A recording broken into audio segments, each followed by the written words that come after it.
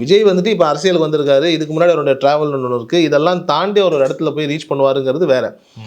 நான் இப்போ இதுக்கு முன்னாடி வாங்கின எல்லாத்தையுமே நான் சொல்கிறேன். நான் இப்போ விஜயகாந்த் அவர்களுக்கு கொடுத்தாங்க அப்படின்னா அவருக்கு ஏகப்பட்ட ஸ்பெஷாலிட்டி இருக்குது. நடிகனாக விட்டுருங்க, ஒரு நடிகனாகவே பார்க்க தேவையில்லை. நீங்கள் நடிகனாக விட்டுட்டு சமுதாய வாழ்க்கையிலையும் பொது வாழ்க்கையிலையும் விஜயகாந்த் அவர்களை பற்றி பேசும்போது இப்படி ஒரு மனிதனால அன்னம் விடவே முடியாது. கண்டிப்பா சாப்பாடு இல்லை, மாமனிதன் அப்படிங்கிற அந்த ஒரு கேட்டகரி இருக்கு இல்லையா, இந்த ஒரு கேட்டகரி வந்துட்டு உங்களை வந்துட்டு அந்த அவார்டை நோக்கி கொண்டுட்டு போகும்.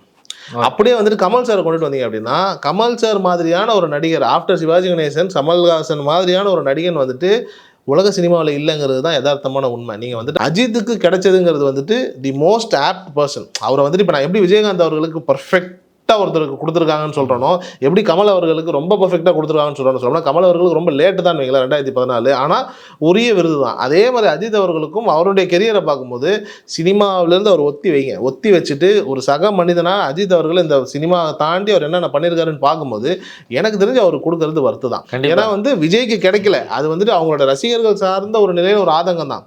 விஜய்க்கு இன்னும் காலம் இருக்குது, சினிமாவை தாண்டி ஒரு அரசியலுக்கு போகிறாரு, அரசியல் அவருடைய வேலைகள் நிறைய இருக்குது, அந்த வேலையை அவர் செய்ய அவருக்கு அந்த உரிய விருதுகள் கிடைப்பதற்கான அத்தனையும் இருக்குது. அதுவும் அங்கே அரசியல் சிக்கல்கள் எதுவும் இல்லாமல் பாசிட்டிவாக இருந்தால், அங்கேயும் அரசியல் சிக்கல் இருந்துச்சுன்னா அவார்ட்லாம் கிடைக்காது.